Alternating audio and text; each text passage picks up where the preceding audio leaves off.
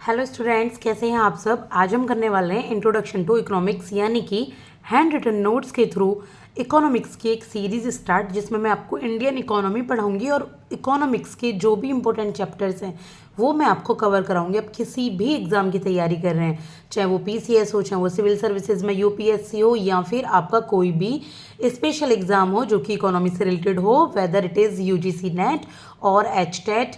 तो आप कोई भी एग्ज़ाम की तैयारी कर रहे हैं जहाँ पर भी इकोनॉमिक्स आता है, इंडियन इकोनॉमी आती है, आप यहाँ से तैयारी कर सकते हैं। आप पेपर पेन लेकर बैठ सकते हैं और साथ के साथ ये नोट्स बना सकते हैं। ये कंपाइल्ड नोट्स हैं और ये काफ़ी वेरियस एक्सपीरियंस के बाद बनाए गए हैं। तो अगर फिर भी मेरे से कोई डेटा, कोई चीज़ छूट जाए तो आप उनको यहाँ पर अपडेट कर लीजिएगा, क्योंकि इकोनॉमी एक डायनामिक सब्जेक्ट है, ये एक स्टैटिक सब्जेक्ट नहीं है और ये डे बाई डे चेंज होती रहती है। तो चलें आज से हम अपनी पहली क्लास स्टार्ट करते हैं। ये आज का थोड़ा सा इंट्रोडक्शन था, because this is the first video, part 1 है, लेक्चर 1 है। इसी तरीके से lecture 1, lecture 2, lecture 3 10 to 15 minutes की वीडियो में मैं इनको करूँगी, आपको समझाऊंगी इनके एक एक टॉपिक को बहुत ही ईजी तरीके से, बहुत ही कंसाइज मैनर में, विद यूजिंग एग्जाम्पल्स, तो आपको क्लियर हो जाएगा इकोनॉमिक्स। तो if you are student of MA, BA और इकोनॉमी के कोई भी स्टूडेंट हैं तो भी आप इसको पढ़ सकते हैं। तो चलिए स्टार्ट करते हैं। देखिए इकोनॉमिक्स क्या होता है। फर्स्टली हमें अगर इकोनॉमिक्स पढ़ना है तो इसकी डेफिनेशन या मीनिंग पता होनी चाहिए। तो जो इकोनॉमिक्स है उसकी 2 पार्ट होते हैं, तो हम इनको डिवाइड कर लेंगे 2 पार्ट में। जो इकोनॉमिक शब्द आया है ना, वो एक ग्रीक वर्ड है ओइकोस। इको आया है ओइकोस से और नॉमिक्स आया है नोमोस से। ठीक है, इको किससे आया है? ओइकोस से, और नॉमिक्स आया है नोमोस से। तो ओइकोस का मतलब होता है हाउस होल्ड, यानी कि कोई भी घर में कोई भी व्यक्ति जो भी अपना घर चला रहे हैं, कोई भी घर के मालिक, कोई भी घर के बारे में फैसला लेने वाले लोग। और नोमोस का मतलब होता है मैनेजमेंट या कस्टम या लॉ, यानी कि जिस तरीके से एक हाउस होल्ड अपने घर को मैनेज कर रहा है, अपने कस्टम्स यानी कि अपने रिवाजों को, रीति रिवाजों को अपना घर चला रहा है किसी भी लॉ के थ्रू। ये इसके 3 मीनिंग है नोमोस के, मैनेजमेंट भी, कस्टम का और लॉ का भी। तो इकोनॉमिक्स से हम क्या समझते हैं इन शब्दों से? इकोनॉमिक्स का मतलब इसमें होता है management of the house hold, अपने घर को मैनेज करना, अपने घर को मॉनेटरी टर्म्स में मैनेज करना कि किस तरीके से आप अपने घर को एक बैलेंस तरीके से यूज़ कर पाएंगे। आपका जो बैलेंस है, आपके पास जो मनी है, उसको आप किस तरीके से खर्च करें कि आप अपने घर का सारा खर्चा कर पाएँ। तो यही आपकी पूरी बात लागू होती है आपकी पूरी की पूरी इकोनॉमी पे भी, पूरे देश पर भी, कि आपकी देश की जो सरकार है, जो आपकी सेंट्रल गवर्नमेंट है, वो किस तरीके से मैनेज करे पैसे को कि हमारी जो इकोनॉमी है उसमें बैलेंस बना रहे, इन्फ्लेशन ज़्यादा ना हो, डिफ्लेशन ज़्यादा ना हो, इकोनॉमी रिसेशन में ना चली जाए, इकोनॉमी बहुत ज़्यादा गिर ना जाए, बूस्ट करे, बूम करे, ग्रोथ भी हो और साथ के साथ डेवलपमेंट भी हो। ये सब टर्म हम आगे आगे पढ़ेंगे। तो अभी इकोनॉमिक्स से आप समझ गए होंगे क्या होता है। Management of the house hold, किसी भी घर को, घर की किसी भी खर्चे को मैनेज करके चलना, घर को मैनेज करना। इसको ह्यूमन सोशल साइंस भी कहते हैं। सो इकोनॉमिक्स को क्या कहते हैं हम? ह्यूमन सोशल साइंस, यानी कि ये ह्यूमन की सोशल साइंस होती है। एक ये अलग से साइंस नहीं होती, बल्कि सोशल साइंस का ये एक पार्ट होता है जो ह्यूमन से रिलेटेड है, ह्यूमन के खर्चों से रिलेटेड है। ठीक है, ह्यूमन की एक्टिविटी से रिलेटेड है। और ये कैसे इवॉल्व हुआ, अगर हम इसके इवोल्यूशन की बात करें, इवॉल्व कैसे हुआ? देखिए, जो रिसोर्सेज हैं उनकी स्कैरसिटी होती है, यानी कि रिसोर्सेज होते हैं कम, लोगों के पास रिसोर्सेज होते हैं कम। अगर रिसोर्सेज कम है लेकिन लोगों की नीड या विशेज़ बहुत ज़्यादा होती हैं, तो उनकी नीड के अकॉर्डिंग इन्हीं रिसोर्स के एलोकेशन करने के लिए इकोनॉमिक्स का जन्म हुआ। ठीक है, जैसे कि कोल लिमिटेड है लेकिन लोगों को बिजली ज़्यादा चाहिए, गोल्ड लिमिटेड है लेकिन लोगों को सोना ज़्यादा चाहिए, मतलब ज़्यादा ज्वेलरी देनी है। लैंड लिमिटेड है लेकिन बहुत सारे लोगों को उस पर रहना है, अच्छे अच्छे घर बनवाने हैं। मनी लिमिटेड है लेकिन खर्चे और आपकी जो इच्छाएं हैं वो बहुत ज़्यादा हैं। तो उन सबको मैनेज करने के लिए इवॉल्व हुआ इकोनॉमिक्स। आप ये मत सोचिएगा कि मैं ये इकोनॉमिक्स का इतना ज़्यादा यहाँ पर आपको डिस्क्राइब कर रही हूँ तो बहुत लंबा सेशन हो गया है। देखिए, आप एक बार इकोनॉमिक्स समझ लीजिए अच्छे से। जब आप इकोनॉमिक्स एक बार समझ लेंगे ना ये है क्या, आगे की चीज़ें आपके लिए बहुत ज़्यादा आसान हो जाएंगी। इसके बाद हम समझेंगे और अच्छे तरीके से इकोनॉमिक्स को। देखिए, अनलिमिटेड है वॉन्ट्स, आपके पास अनलिमिटेड वॉन्ट्स हैं। आपको पॉकेट मनी है आपकी 100 रुपये, लेकिन आपको पिज़्ज़ा भी खाना है, उसमें आपको कॉफ़ी भी लेनी है, आपको उसमें कोई बुक भी लेनी है, और भी बहुत सारे खर्चे हैं। लिमिटेड होती हैं नीड्स, नीड्स लिमिटेड हैं, वॉन्ट्स अनलिमिटेड हैं। वॉन्ट्स और नीड्स में क्या अंतर समझते हैं? वॉन्ट्स कुछ भी चाहना, दूसरों के पास है वो भी चाहना, अपने पास नहीं है वो भी चाहना। लेकिन नीड्स क्या है? जो रियली में आपकी नीड्स है, जो रियली में आपकी ज़रूरत है। जैसे कि नीड्स और वॉन्ट्स में एक मेन अंतर बताऊं। नीड्स होती है, आप एक चेकलिस्ट बनाते हैं ना, एक पर्ची बनाते हैं जब भी आपको सामान चाहिए राशन का, कि मुझे ये सामान चाहिए, हल्दी नमक मिर्च ये सब आना है। और वॉन्ट्स क्या होती है? जब आप किसी मॉल में जाते हैं, किसी भी सुपर मार्केट में जाते हैं, मैं ये भी रख लूँ, ये भी ले लूँ, ये भी ले लूँ, ये आपकी एक तरीके से वॉन्ट्स हो गई, नीड्स नहीं है। तो लिमिटेड नीड्स होती है, लिमिटेड ही रिसोर्सेज होते हैं। लेकिन इकोनॉमिक्स में क्या होता है कि इन दोनों को ही एलोकेशन किया जाता है, यानी कि आपको बताया जाता है कि नीड के अकॉर्डिंग आपको खरीदना है, आपके पास पैसे इतने ही हैं, आपको इस तरीके से बजट बनाकर यहाँ पर खर्चा करना है। तो यही आपकी इकोनॉमिक्स कहलाती है। अब हम समझेंगे इकोनॉमिक्स की एक्टिविटीज़ के बारे में। तो इकोनॉमिक्स में क्या क्या एक्टिविटीज़ की जाती हैं? तो फर्स्टली इकोनॉमिक्स में क्या होता है आप एक बार पढ़ लीजिए, फिर मैं समझा दूंगी। Consumption and production of goods and services, यानी कि जो भी आपके पास सामान है, गुड्स, कोई सामान है या कोई सर्विस आप किसी को दे रहे हैं, तो उसका जो कंजप्शन होता है ना और प्रोडक्शन होता है, यानी कि किस तरीके से वो बनता है। कोई सामान है, गुड्स है, किस तरीके से प्रोड्यूस हो रही है, कोई सर्विस है वो कैसे प्रोड्यूस होती है। जब कोई स्किल्स पढ़ता है, लिखता है, कोई उसका अनुभव करता है।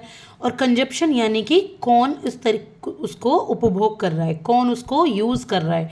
तो इसकी हम स्टडी करते हैं गुड्स और सर्विसेज के प्रोडक्शन की। एक है ना इकोनॉमिक्स की 3 मेजर प्रॉब्लम है जो कि यहाँ नहीं लिखी हुई।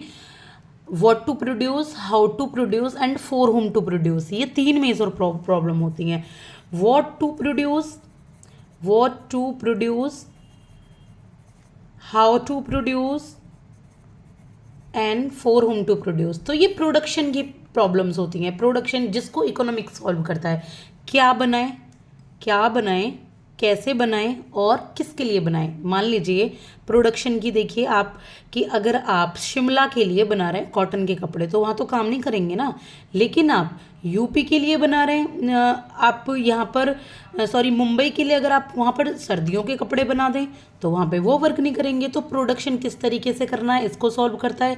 कंजप्शन, कस्टमर है किस तरीके से प्रोडक्ट को कंज्यूम करता है, कैसे यूज़ करता है, तो उसके बारे में स्टडी होती है इसमें। तो पहला क्या है? Consumption and production of goods and services. आपको आई होप समझ आ गया होगा।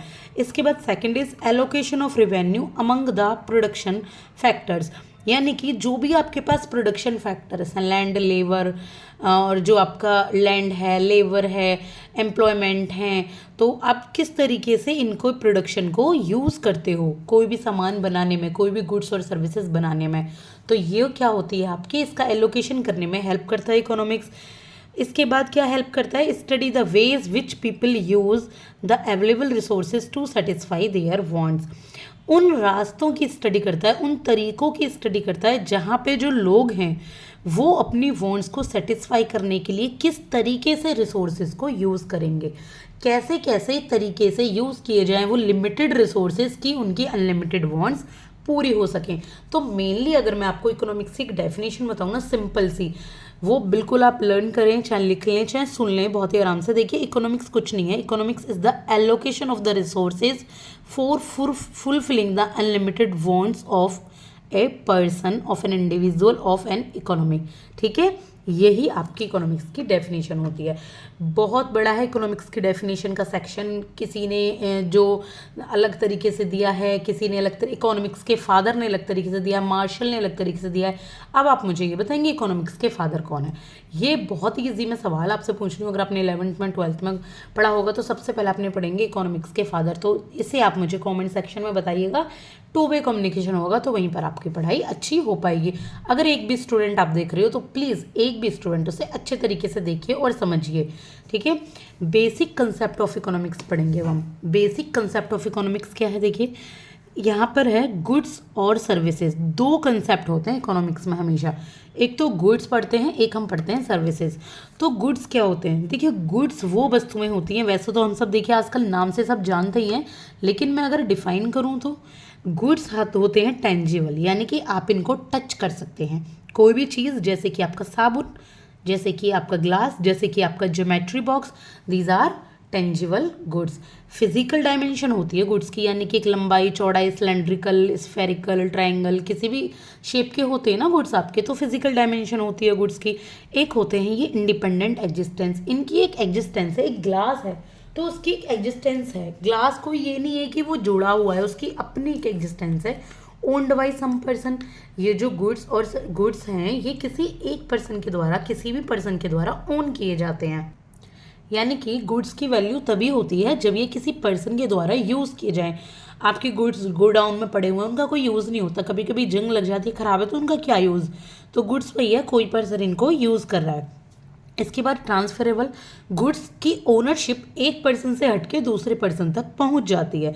इसके बाद वैल्यू इन एक्सचेंज, यानी कि अगर आप गुड्स को एक्सचेंज करते हो तो इनकी एक वैल्यू होती है ना, नीलामी होती है गुड्स की। पहले वाटर सिस्टम था, तो अब भी कहीं ना कहीं वो कुछ चीज़ है कि गुड्स के बदले किसानों को अगर आप देखें तो वो अपना अनाज दे देते हैं, है ना, अनाज दे के आते हैं ना शॉप पे, फिर शॉप से वो सामान लेके आते हैं। तो अब भी कहीं ना कहीं ये सिस्टम अवेलेबल है।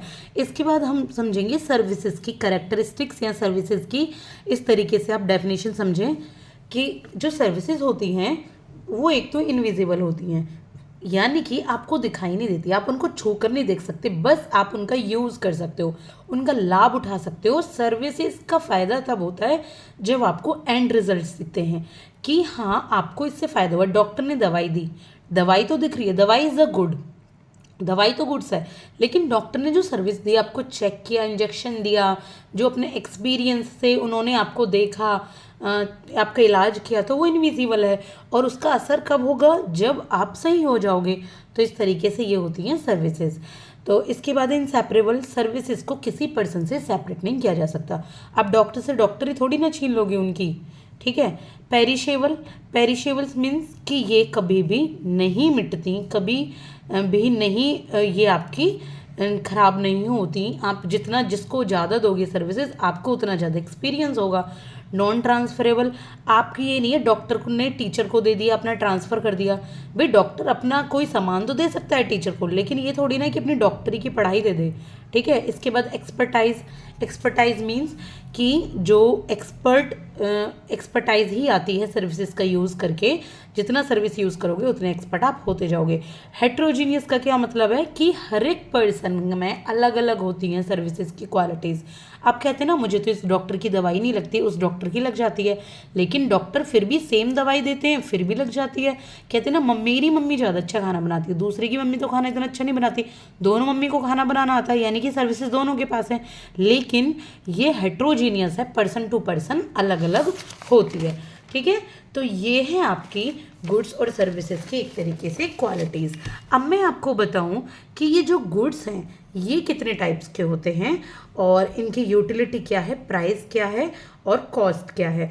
तो ये मैं सोच रही हूँ ये मैं आपको नेक्स्ट वीडियो में करती हूँ, क्योंकि मुझे समझाना भी है तो वीडियो बहुत लंबी हो जाएगी। प्लीज़ अगर आपको ज़रा सा भी फ़ायदा पहुँचाओ तो मेरी वीडियो को लाइक और सब्सक्राइब ज़रूर कीजिएगा। रियली आपके लिए बहुत हेल्पफुल है, बहुत कंसाइज वे में है, बहुत प्रैक्टिकल वे में है, क्योंकि अंततः आप एक बात ज़रूर समझिए, फाइनली हिंदी और इंग्लिश में दोनों ही बराबर बोल रही हूँ, कि अगर आप किसी भी मीडियम के छात्र हैं, कोई भी एस्पायरेंट है, तैयारी कर रहे हैं आप इकोनॉमिक्स की, और अगर आप अपने हाथों से अगर नोट्स बनाते हैं ना और इसी प्रैक्टिकल तरीके से स्टडी करते हैं, वही याद रहता है, वही काम आता है, वही एग्ज़ाम में लिखना है। बाकी आप चाहे कितनी PDF ले लो, चाहे आप कितनी बुक से पढ़ लो, कुछ दिन के बाद अगर आप बार बार ना रिवाइज़ करो तो आप भूल जाओगे, और वो बार रिवाइज़ करना पॉसिबल नहीं होता। लेकिन हमारे हैंड रिटन नोट से हम 1 या 2 बार में ही सारी चीज़ें क्लियर कर लेते हैं। तो थैंक यू सो मच इतना टाइम देने के लिए, और वीडियो पसंद है तो please like and subscribe. Thank you.